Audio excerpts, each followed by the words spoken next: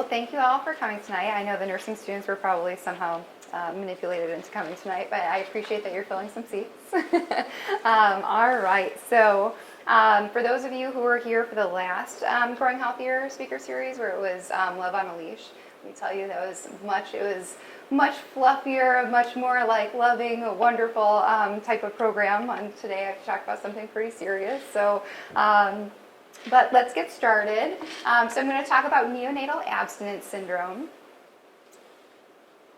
All right, and before I go too far, I just want to go through disclosures. So whenever I give a talk, I always like for you guys to know where I'm coming from. So I have no financial gain from being here right now and giving you this talk. So this is all just kind of education. I want to get more people to know more about this. I'm going to talk a lot about different medications, prescription medications, and I have no ties to any pharmaceutical companies or anything like that. You will hear one huge bias of mine, and it's the fact that I love all babies. So everything I'm going to talk about is talking about things from baby's best interest, okay?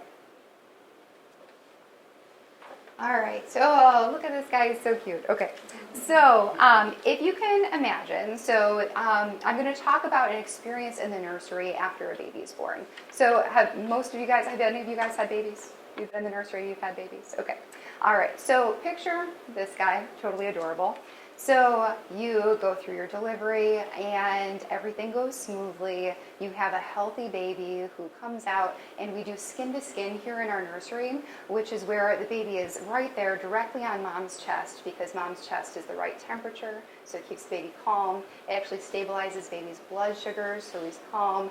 And then gradually he kind of just starts to root around a little bit and can find his way to the breast and just start nursing. So within 4 hours, a baby has already nursed, is totally calm on mom's chest. It's like this most beautiful moment ever.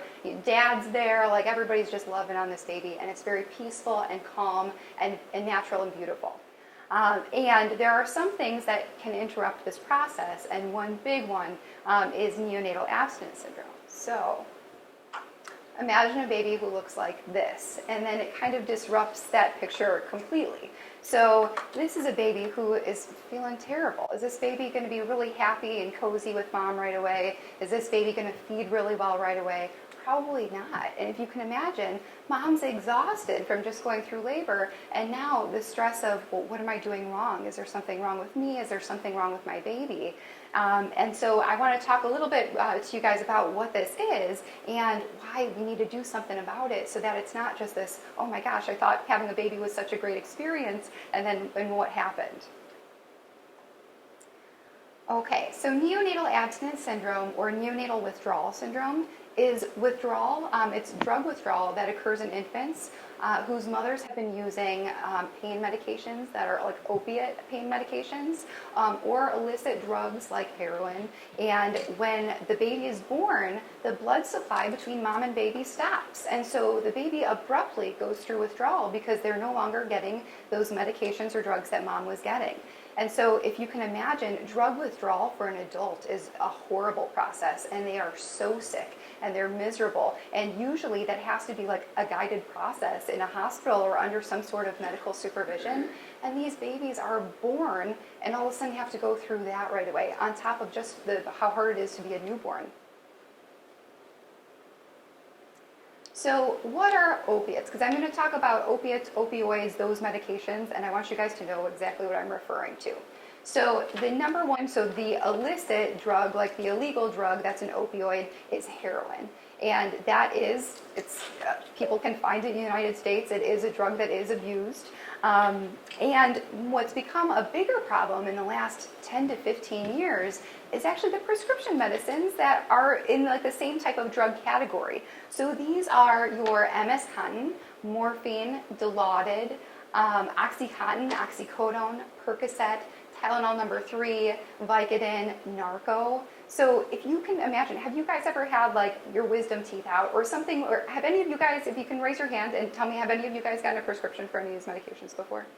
Yeah, okay, so that's the majority of us in this room. So when we have pain, because the physicians were like, you have pain, we want to help take care of that, these are medications that we use. And over the last 10 years, they've been prescribed so readily, and so many of them have been given out, that when there's extras, what happens to those extras? And they might be kind of floating around. Or sometimes people who have some pain-seeking or like drug dependence on these medications will go from doctor to doctor, and they're not checking to see who's prescribed what. And so there have been so many more around that people are now not only abusing these medications, but sometimes they have real pain issues, and they just keep getting more and more of them, so that they're taking these on a regular basis. And so as I continue this talk, the group that is most concerning for having their babies go through neonatal abstinence syndrome are going to be pregnant moms who are either using illicit drugs like heroin or abusing prescription pain medications to get high off of them, or moms who have chronic pain issues who actually just take these medicines on a daily basis because they really do have pain, but it's not managed appropriately because they just keep masking it with these medicines. And two more on this list that I do want to point out are methadone at the top there, and then Suboxone. Those are really long-acting pain medications, and we don't typically give those out to somebody who actually has pain. But we use them in treatment programs because they're so long-acting that you don't get an initial high after you take a medication like that. Instead, it just kind of disperses a little bit, kind of at a time over a long period of time. And so if we can get moms on a medication like that, it helps them wean themselves, and treatment programs use them to help get them off of chronic everyday medications. And I'll talk to you a little bit about outcomes in those babies and how it's a little bit different.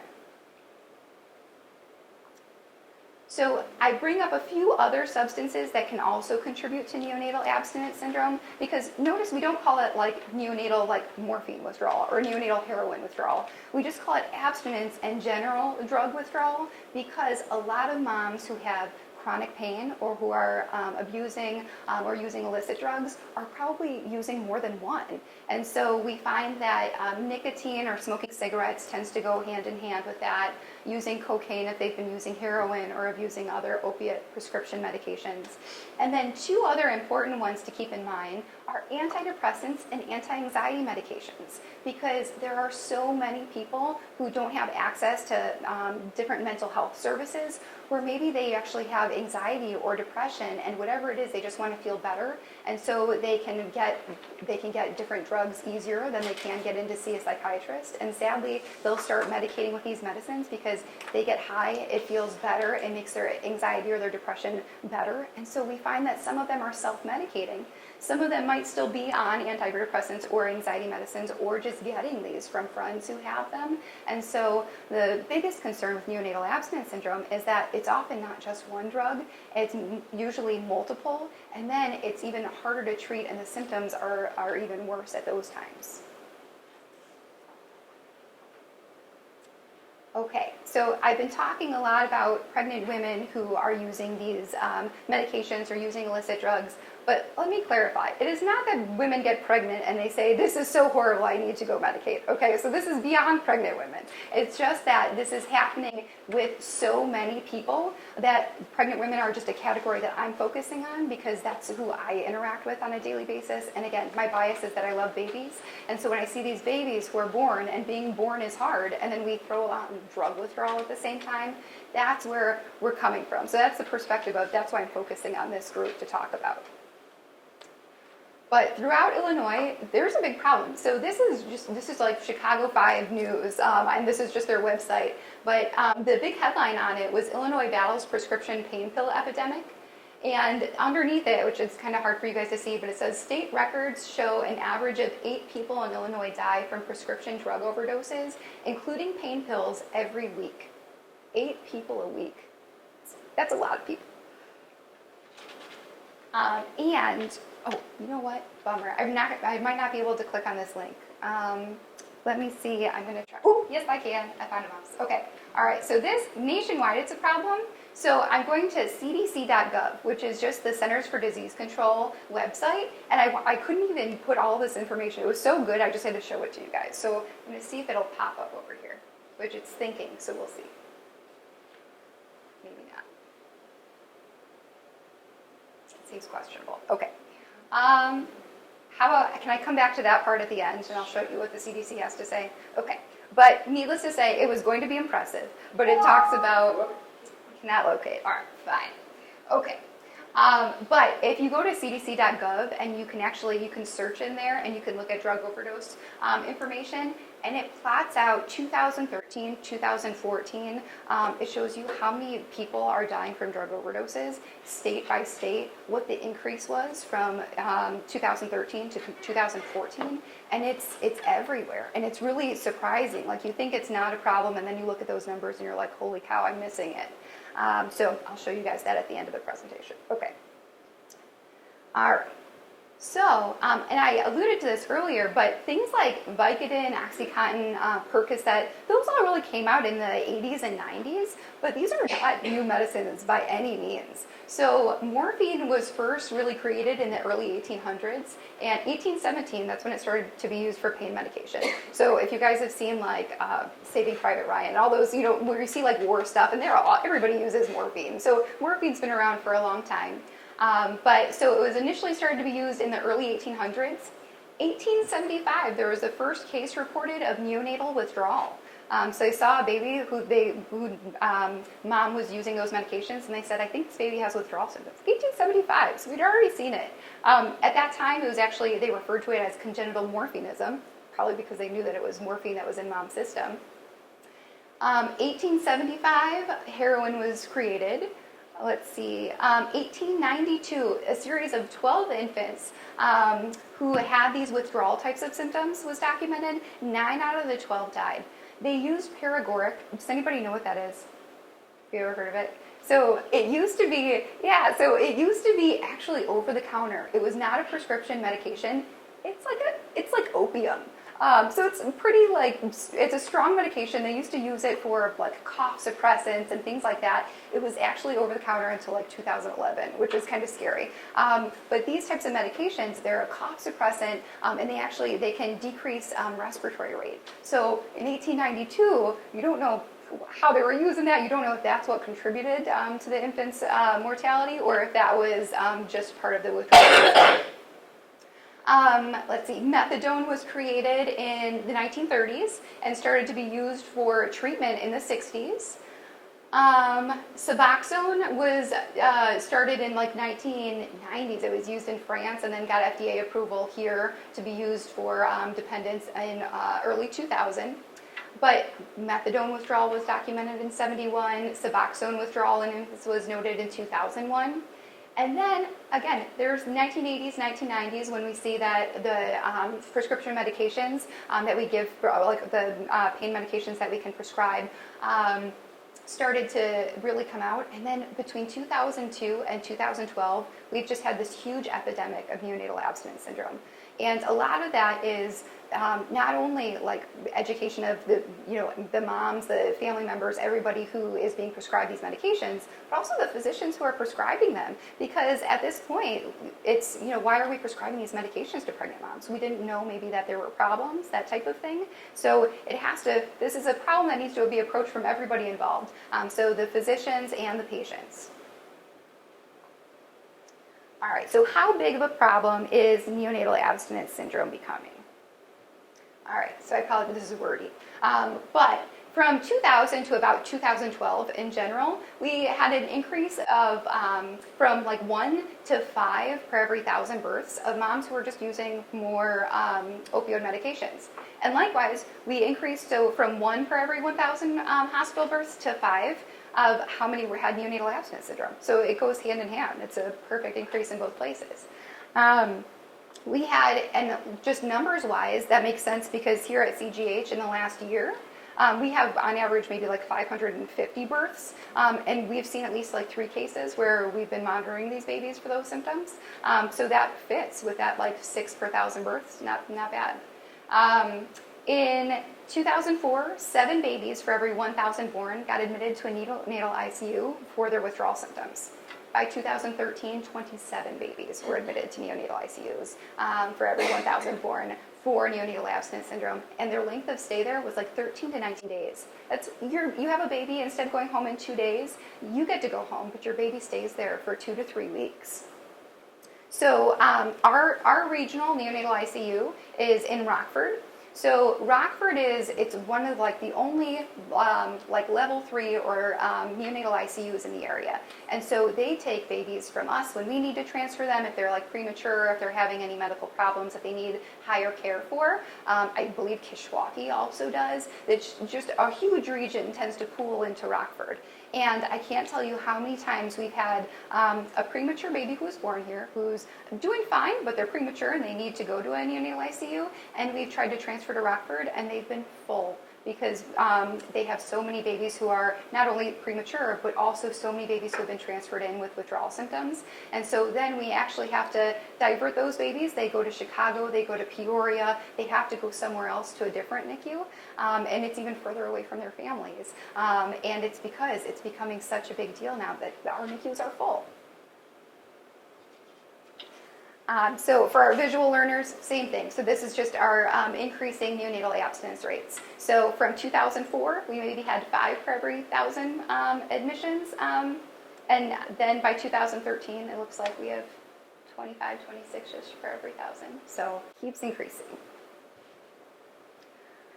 All right, so what does withdrawal look like? Some of these symptoms, as I talk about them, you're going to be like, that sounds super vague. Like babies just do that sometimes anyways. And some of them, you're right. But what happens is we get these symptoms all clustered together. They happen all at the same time, and they are constant. So if you can imagine, as I'm going to go through and explain some of these things, and imagine an adult who's feeling like that, and that's pretty terrible, let alone a new baby. So tremors, so just like the shaking that babies can get of their extremities, really irritable. Okay, you're saying, okay, I've seen an irritable baby before. These babies are so irritable, you can barely console them. Really high-pitched crying. Again, all babies can have a high-pitched cry, but this is persistent. Once you hear one of these babies cry, it doesn't leave your memory. Like it breaks your heart. Increased muscle tone. So increased muscle tone in babies is, think of it as kind of muscle, like your muscles are rigid. Like they're just like this all the time, and they're so uncomfortable. Because of that, they also have exaggerated reflexes. So not only are their muscles always like this, but if you go near them, it startles them. And you know that baby startle reflex where it's normally really cute and their arms go out? They're so tense that then they startle, and it's so big that sometimes they startle and they can't kind of get themselves back. Frequent yawning and sneezing. It sounds like a silly one, but literally it's just sneeze after sneeze or yawn after yawn. And you're thinking, what is going on? Seizures. So 2 to 11% of these babies can have seizures. They have really poor feeding and poor weight gain. So again, you saw that picture of the baby in the beginning who was so miserable. I told you they kind of look like this, and they're like, don't touch me. If you touch them, they startle. They have those big reflexes. You can imagine that baby's not going to latch on to mom and nurse very well, right? And even taking a bottle, the babies don't even take bottles very well. They have some vomiting. They have diarrhea. They have difficulty gaining weight, so then they're dehydrated. So it's just one thing after the other where it's just kind of a vicious cycle. Like they're feeling terrible. So looking at those symptoms, how do we actually diagnose that? How do we say like this one's normal, this one's maybe going through withdrawal? Without going into too much detail for you guys, our nurses are actually trained to look at those symptoms, and based on the frequency that they're happening and the cluster of all of them together, they give them scores, and we try to make it as objective as possible. So it's not only just one nurse who's looking at that baby, but we have 2 nurses score them each time. So that way it's 2 different people who are looking at the baby and seeing the same symptoms. So that way we can say, yeah, it's not just like one person who is like taking care of the baby that day. It's somebody who objectively steps in and says, yeah, I see the same stuff you do, okay? And so if those scores are high enough and they're consistent, like things just aren't getting better, that's how we diagnose neonatal abstinence syndrome, and that's enough for us to start treatment. Something else that helps is if there's known, so mom's forthcoming and says, I've had chronic back pain, I'm on this medication, I take this much, like this often, that is super helpful because then we know we're going to watch your baby. We're going to watch your baby for at least 4 to 7 days in the nursery and look for any signs of withdrawal. That is probably best case scenario if somebody's taking chronic medication to let us know. If it's suspected exposure to something, so if mom comes in, she's acting really erratic, and there's any concern that she is using any drugs herself, or if there's any kind of like red flags in her prenatal care, like really poor prenatal care, things like that, that's enough for us to say, hey, let's watch this guy a little bit longer. And we try to ask parents, we ask mom if she's been using any medications. And again, the more forthcoming you can be, the better it's going to be. So that's usually how I phrase it. When I say, you know, your baby has some symptoms like he might be withdrawing from a medication. Can you tell me what you were taking? I just need to know so I can take the best care of your baby. That's the only reason I'm interested. And I will ask them if they can take a drug screen too, just so I can see. And honestly, most moms, even if they're using illicit drugs or if it's like a chronic medication use or if there's abuse of medications, when you phrase it that I need to take care of your baby, I need to know what's going on, most of them are very helpful with that. And if we need to also, we can send the baby's cord blood sample. So they clip the umbilical cord, we get a blood sample. We can send that to the state lab, and that will also come back. Unfortunately, it takes a little bit longer to come back, but that's also a really effective way of knowing what drugs are actually in the baby's system at the time that they're born. Okay, so how do we treat neonatal abstinence syndrome? Okay, so have any of you guys ever seen these things before? So there is probably a very appropriate name for them, but I always called them mamaroos, and I don't think that's real. It might be.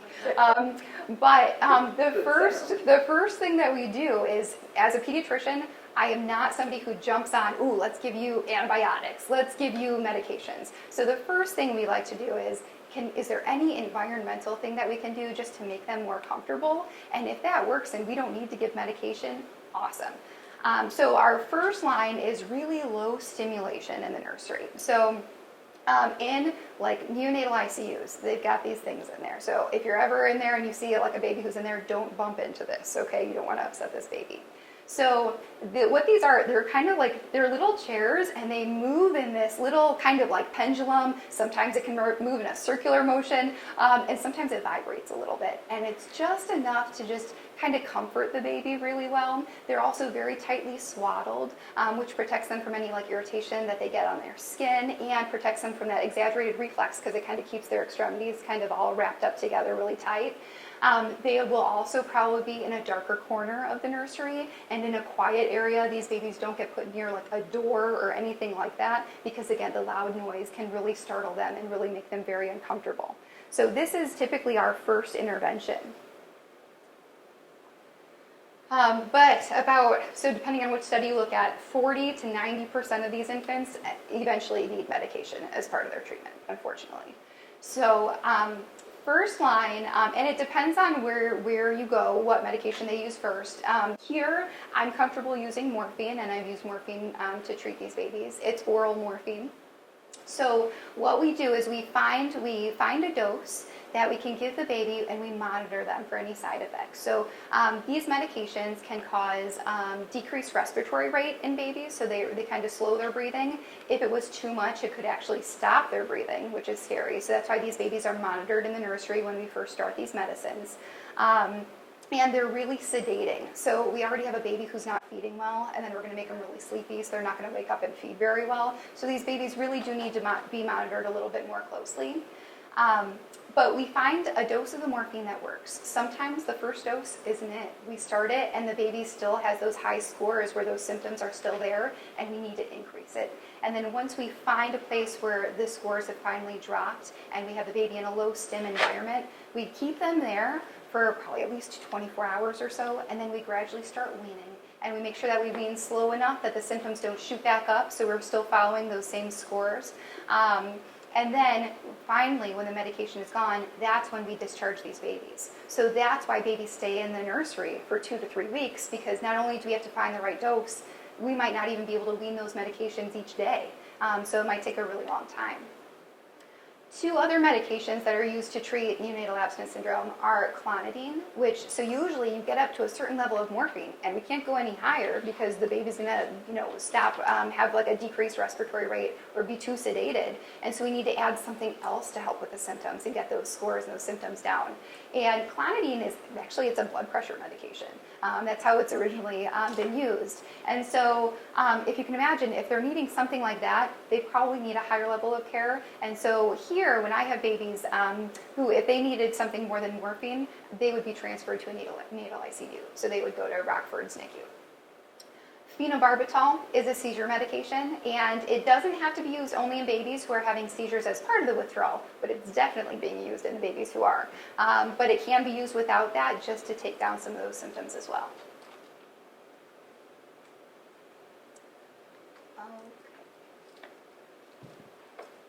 Okay. All right, so I talked about possible transfer to the neonatal ICU, and that these babies are typically hospitalized for more than a week.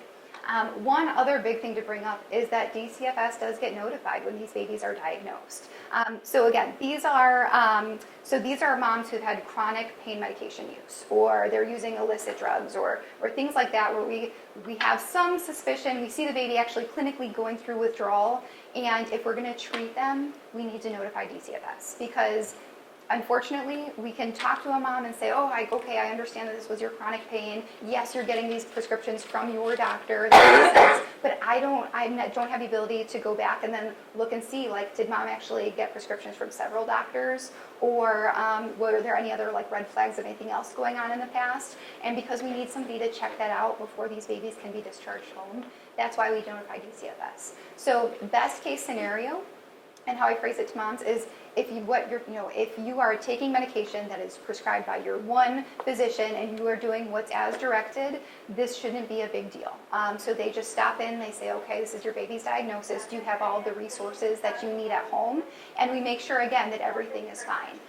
But for some reason, if we go in and we find out that, you know what, there were several prescriptions from several different providers and something doesn't match up and home might not be the safest place, that's when DCFS will say, you know what, is there sometimes they'll find mom's mom or a different family member who can help, and just make sure that mom gets the help that she needs also. Because if you can imagine, these babies are pretty high maintenance. So even when we get them off of their medications, they're going to be higher maintenance.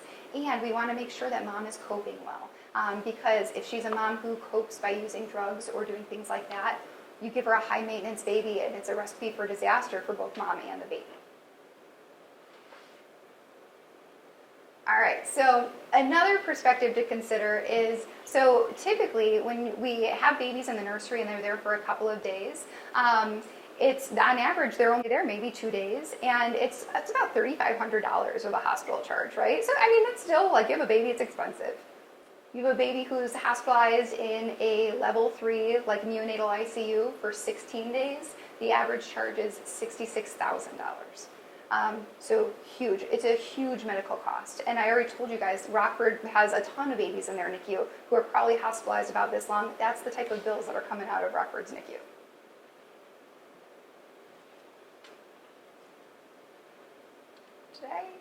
Oh, no, I'm going in the right direction. Sorry. Okay. All right, so I wanted to talk a little bit about methadone and Suboxone and treatment programs, because say we have a mom who, say we've got somebody who had chronic pain and was taking oxycodone every day, like 4 times a day. And then whether it was her decision or a family member, but somebody got her into a treatment program and she got on methadone. If she's in a monitored program, what they do is they start methadone, and then they are able to kind of wean her. She checks in and they start weaning those doses. And if at some point during that she's like, hey, I've made such positive steps, I'm going to have a baby. Still, it's important that we encourage her to wait until we're off the methadone. But if it happened unexpectedly, but she's in one of those programs and she's on the right path and doing the right thing, it makes a big difference. So will the baby still go through withdrawal? Yes, absolutely. And because these are longer acting medications, we are going to monitor this baby in the nursery probably for a week, because I don't know when it's going to start to get out of the baby system. So we'll keep them there longer. Say on day 6 we start to see those symptoms, we're going to start treatment. The nice thing is, depending on where mom is and what her methadone or Suboxone dose is, she can still breastfeed. She can still have a partly normal newborn baby experience, because as mom is on a stable, long-acting type of medication like this and she's weaning, her breast milk will also have some of that medication in it, and it will gradually wean the baby as well. So it depends. Everybody has a different metabolism of these types of medications, but that would be something that we could offer mom, where we could use breast milk and have her come to the nursery and nurse, and then we would watch the baby and make sure that the baby wasn't overly sedated or anything like that. But that might actually help the baby in sync go through withdrawal a little bit better because mom's going through the same thing. And in general, so if we have moms who are taking oxycodone every day, those moms wouldn't be able to nurse because we don't know how much is in mom's breast milk, and those would be moms that we would discourage from nursing. But these moms, they have a better chance at having that. Also, something else, so if they are in a treatment program, most likely DCFS or somebody else has already been involved and is following them kind of periodically, just to make sure that they stay at those appointments and that home is still safe and mom is still tracking along and making good progress. So again, it makes it a good, safe place for both mom and baby. Okay, and again, I've talked about more chronic pain medicine and illicit drug use with these moms, and I want to reiterate that it is also okay for a mom to take 1 or 2 doses of oxycodone if she needed to during pregnancy. I have never had a kidney stone, but I have seen patients with kidney stones, and they look unbelievably painful. So if somebody were to be pregnant and have something like that, where it is just unbelievably painful, if somebody told me to take Tylenol with a kidney stone, okay. So I think it's fair. There are certainly reasons during pregnancy why it is okay to take a pain medication. The important thing is that we use as low of a dose as possible and for the shortest duration as possible, and still notify the pediatrician about it. Hey, in my early 3rd trimester, I broke my leg and I required a pin or something in it, who knows, something like that. Okay, there was a reason to take pain medication. It was totally appropriate. Am I going to call DCFS? No, because you took your pain medication for a few days. It hasn't involved anything. Am I still going to monitor the baby though? Yes, even though it was a short duration. So we don't know how babies metabolize things, and we don't know how the placenta transfers things, or if there's a lot of fat in the placenta, sometimes pain medications can stay around longer. So it would be worth monitoring the baby for any withdrawal symptoms, and that would be something we would talk to mom about.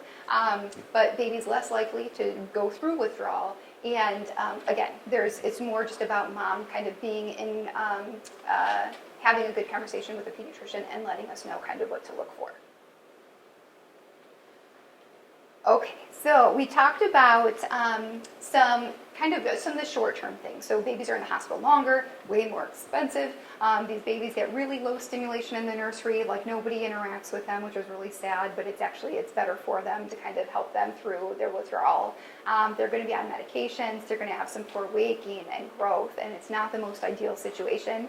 But in the long term, we don't really know what happens to these babies. So there were 2 studies that are small and they're not perfect. I'll tell you in a second why they're not perfect. But there's a study out of Australia that showed that infants with neonatal abstinence syndrome were more likely to be hospitalized again for maltreatment, trauma, or mental and behavioral disorders in the future. And there was a study out of Norway that showed that by the time these kids were 8 years old, they had significantly lower IQ scores compared to 8-year-old kids who were babies without neonatal abstinence syndrome. But keep in mind, there were a lot of other factors that these studies did not take into account. So they didn't take into account the fact that genetically things happen. They didn't take into account mom's health, her age, her continued drug use. So big difference, right? If mom actually got clean after pregnancy versus if mom was still using illicit drugs, that type of stuff, versus how these babies would turn out. Other drug exposures, violence exposure in the home, parents' education level, socioeconomic status. So these studies, while they look like kind of terrifying, and you're like, oh my gosh, there were a lot of other things that they couldn't take into account. So while it was a good effort in trying to figure out what happens, we have to do a lot better research in the future and really narrow things down so we can say, was it really specifically just neonatal abstinence syndrome that led to all of these things, or was it actually that there was just a ton of other things going on? Okay, so just the big take-home points. So if you're pregnant, if you know somebody who is pregnant, thinking about being pregnant, and they use any of those opioid medications, so whether it's heroin, whether it's just a pain medication, but if they're using it pretty regularly, those types of things, just have them talk to their physician. So if somebody has chronic pain, it's probably not being treated the right way if they're taking medications every day. So let's get that fixed before these moms get pregnant, or if they are pregnant, before like the third trimester. Let's just find out as soon as possible so we can do the best thing by them. Just telling them, talk to their pediatrician. Let them know, hey, I did take this medication. Is that is it okay? And we can prep them for what happens in the nursery, because there's nothing worse than telling a mom who is expecting to go home with her baby that you get to go home, but your baby has to stay here for a few more days so we can make sure that he doesn't have any signs of withdrawal. And I think lastly, just if you know anybody, just get the word out. And that's what this whole presentation is about right now, is just trying to get out in the community that even though providers are still writing these prescriptions, we don't want to use them in pregnant women. We really want to hold off the best we can. There are certainly some reasons to use them, but really for a short duration. So just making sure this population in general is getting that message. And just some of my references. All right, and that's it. It's short. Okay. Do you guys, do you have any questions? Do you want me to pull up that CDC thing, or do you not care about the CDC thing? Yeah, you want to see it? Okay, all right. I'm going to take this mouse over here, and I'm going to see if I can figure this out. All right, so again, this is just from the from CDC's website. So the prescription opiate overdose data. So from 1999 to 2014, more than 165,000 people have died in the United States from overdoses, and specifically related to prescription pain medication. So prescription opioids, not heroin, not any other types of medication, but specifically these ones. So the most commonly overdosed, methadone. Again, methadone is used in treatment. So it's going to be more common for somebody who has a drug dependence, or somebody who has already done, or who has a drug dependence or already has that type of problem, then you can see more overdose there. But look at oxycodone and hydrocodone. So that's Vicodin and Oxycontin. Those are pretty commonly prescribed for pain medications. The highest overdose rates were among people 25 to 54 years old. So, let's see. There's a gap right now between men and women, where men are more likely to die from overdose, but the gap is getting much smaller. And as of 2014, almost 2 million Americans abused or were dependent on prescription opiates. That's a lot of people. Let's see. Yeah, and every day, over 1,000 people are treated in emergency departments for misusing prescription opioids. So, and there's actually, if you Google, have you guys heard anything about opioid use or overdose or anything like that in our area? Have you guys heard about this a little bit? So there have been several cases in our area, so it really does. It hits home because we've had them documented. And if you Google, I think it's opioid overdose, and you can put in Sterling, Illinois, or Dixon, Illinois.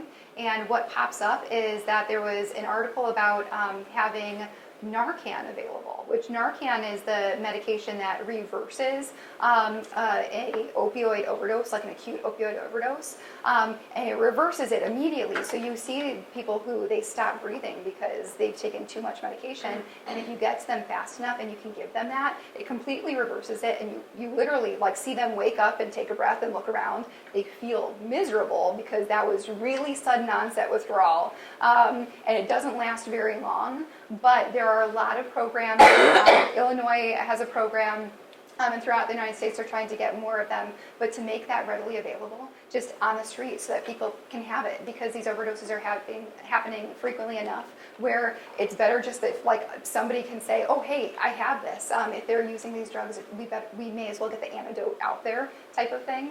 But it has hit our community. So even though we talk about these things and you're like, holy smokes, who are these people? Where is this happening? It's happening here. So, all right. Sorry, guys. So any questions, concerns, anything I can help answer or talk about? See, way less fun topic than the love on a leash, right? I told you guys, okay. No, but it is good information because, like I said, I have through the health department, I have a friendly baby that I started following the other day that tons of issues. Yeah. On 5 different things, all prescription. Right. Yeah. And if you know, it's something else too, where you guys will, if you see it, and then there's ever concern, like, if you see like the most angry-looking baby you've ever seen, and there's like ever a concern, it's always appropriate to say, hey, have you seen your pediatrician? Your baby was looking like, you know, that might be irritable, fussy. Like your pediatrician might have some insight into that, and that's we can definitely take a look and try to kind of pull together that cluster of symptoms and see what's really going on. Because yeah, we've had a handful of those cases out here, unfortunately. So we know what to look for. Our nurses in the nursery know what to look for. You know, even we've had some instances of in the nursery, a baby's born and they're otherwise doing fine. Maybe they were born a little bit early, or you know they had a little trouble kind of getting started breathing at first, but they're doing fine in the nursery, and we'll get anonymous phone calls that, hey, I think that mom might have done, you know, some illicit drugs or something like that, which turns like, because we don't know sometimes. And so if you know, or even if you tell people, hey, do you know that you can call and have an anonymous phone call? That helps us big time, because sometimes we don't know and we won't keep these babies there long enough unless we have some indication. So that's another thing that you could just encourage people. It's okay. There's such a thing as an anonymous call, and it gives us a heads up, and we can do what's in the best interest of the baby. So do any of the physicians really push for these mothers to be like a birth control that are antidepressants, so they're not getting pregnant? Yeah, that's a great question. And that's, oh, yeah. Through our BH department, behavioral health department, and the health department, they do screen them, but you can't go make them take their pill every day, you know, and that, but yeah, well, they get screened before that, before they're treated, and, you know, they ask them about that, but Yeah. they lie about the drugs.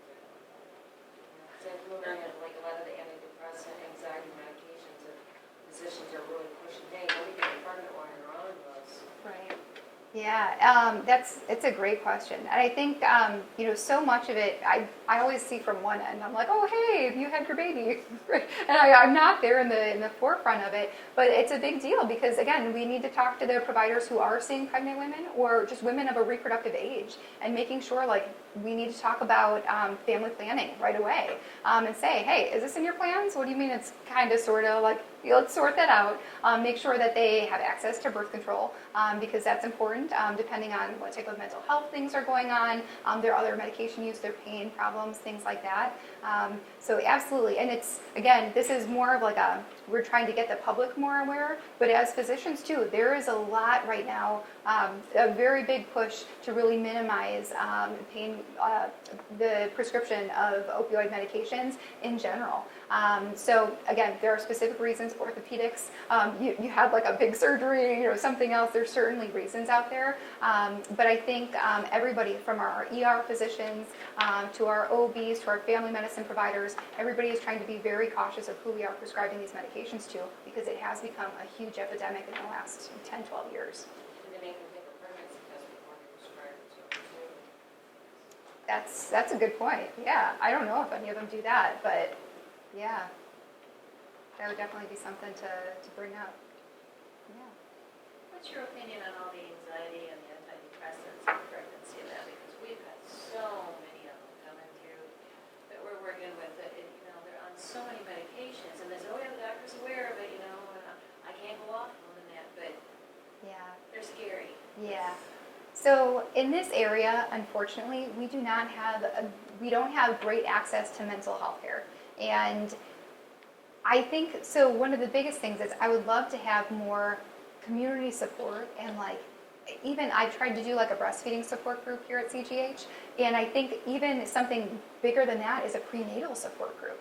So if we can have these moms who are going through the same things, who might be from similar backgrounds, who maybe they don't know each other, but they can at least kind of talk things out, I think that's huge. Something else that a lot of times is missing, especially with our younger moms, is family guidance. So a lot of times they're estranged from their parents, but if there were more, I guess if there was just kind of more community resources where we did have a lot of, grandparents who wanted to kind of come and support and things like that, I think it would make a big difference. Hearing somebody who has had 5 or 6 children talk about, oh yeah, I remember feeling like that too, but the important thing you need to remember is this. And when you have those feelings, and almost talking through what we essentially have is like cognitive behavioral therapy. When you feel like that, I want you to think about how excited you're going to be when you have this baby and looking forward to those things to take some of the anxiety and things off that way, because therapy is really hard to come by in this area. We have some resources like Cinesipi and things like that, but there are so many patients who just overwhelm how many actual providers we have who can do those therapies. And so I think the toughest part is the first line for anxiety and depression is therapy. And in this area, we tend to skip it and we tend to medicate because we don't have access to them. But I think that's one of the big things, is if we had more services for therapies, kind of a stronger community support as well, I think that could help with some of those and alleviate getting some of those medications out of there. Because I agree, when I see newborns in the office for their visits, I always ask what medications mom was taking in the nursery, and it's very often Zoloft or something of that sort. And it's usually it's not like something that just started in pregnancy, but it started beforehand. And I wish that we could have gotten the right things implemented before.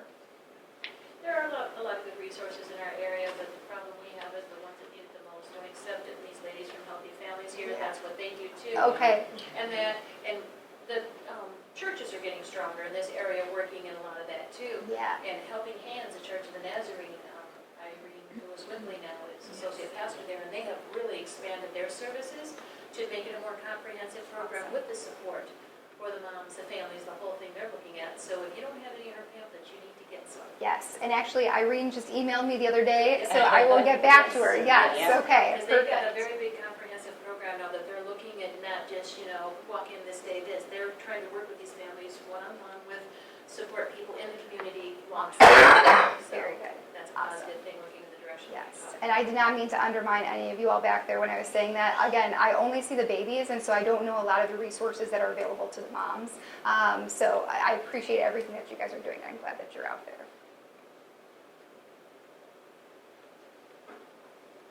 Anything else, guys? I have a question. Where does marijuana fit into all of this? So that's a good question. So can babies withdraw from marijuana? Probably. Especially because if they're using marijuana, they may be using some of these medications as well, and that it might contribute to like the polysubstance abuse. Interestingly enough, though, if a mom comes in and the room smells like marijuana, and mom says, "Oh yeah, I smoke it every day, like 10 times a day," if we notify DCFS, they don't make a report. They can do a report, but they don't do an investigation because it's not on their radar to do anything beyond that. So if they can document that concern, and if there was a big red flag, like we said that, and they were like, "Oh, we were just waiting for one more thing to happen," then something can happen, and there's an intervention with those moms. But otherwise, it's just kind of in there, so that if anything were to pop up in the future, they can reference it again.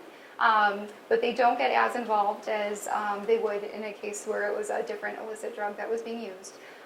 In general, marijuana alone, I don't think there's been like a specific documented like marijuana type of withdrawal syndrome, but it does tend to be part of the polysubstance abuse, and that's where we probably see it the most. Yeah. Yeah, unfortunately, marijuana has not been reported with DCFS for 8 years. Yeah. And I've reported my granddaughters were numerous times and they never do anything. Yeah, and I call and they just say thank They you. won't even take reports for it. They haven't for a long time. Yeah. Unless it's combined with something else. Exactly. Yeah. And so it's worth making the call, because if there was something else there, you're glad that you at least said, with whatever else that you can, so they investigate it. But in general, it unfortunately doesn't do much. Well, everybody, thank you so much. One of the reasons we didn't have questions right away is you covered it so thoroughly. It takes you good. a few minutes to think, well, what else could I ask? So, great job. All right. Thank you.